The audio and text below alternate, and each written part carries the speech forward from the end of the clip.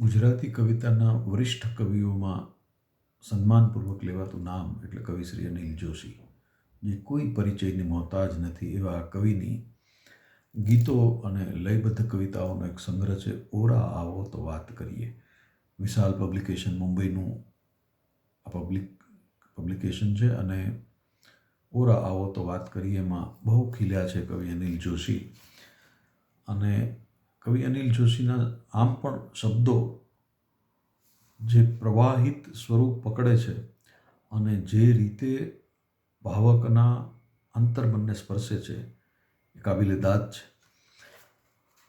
બે જ પંક્તિઓ એક પાના ઉપર ટાંકતા કવિ લખે છે, ચણોઠીઓના ઢગલે દાઝ્યા કંઈક કવિના કિત્તાજી. કિત્તો એટલે આપણી લેખીની.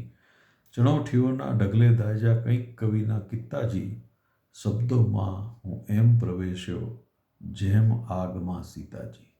શબ્દોમાં હું એમ પ્રવેશ્યો જેમ આગમાં સીતાજી.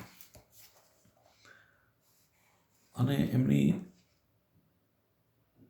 ગઝલો લખી તો પણ એક લયબદ્ધતાને પૂરેપૂરા વફાદાર રહીને એમણે ગઝલો કે કાવ્ય પંક્તિઓ લખી. એમના ગીતો ગવાયા, સચવાયા અને પ્રકૃતિના જે કોઈ ઉલ્લેખો જ્યાં જ્યાં એમણે કર્યા છે. કવિ મહાનગરના કવિ છે, કવિ મુંબઈ અને બેંગ્લોરના કવિ છે, પણ એમણે એમની કવિતાઓમાં પ્રકૃતિ રસ ભરપૂર રેડ્યો છે અને એટલે જ એ કવિતાઓ પૌષ્ટિક બની છે વાવક માટે.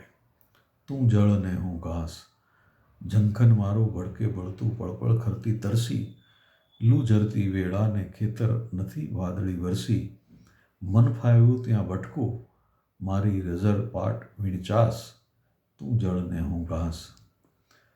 તો ઘાસ ભર્યા મેદાને ચરતી ગાય સમૂહ દેખાયું રે મોસમનું ટાણું. આવું એક લયનું ગીત પણ લઈને આવ્યા છે કે તૂટેલી ડાળખીનું ગીત પણ છે, સાંજ ઉપરનું ગીત પણ છે, સવાર ઉપરનું ગીત પણ છે અને દરિયા ઉપરનું ગીત પણ છે.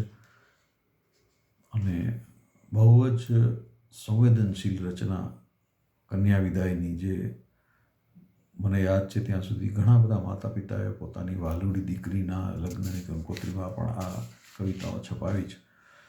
સમી સાંજનો ઢોલ ઢબુકતો જાન ઉગલતી માલે, કેસરિયાળો સાફો ઘરનું ફળિયું લઈને ચાલે.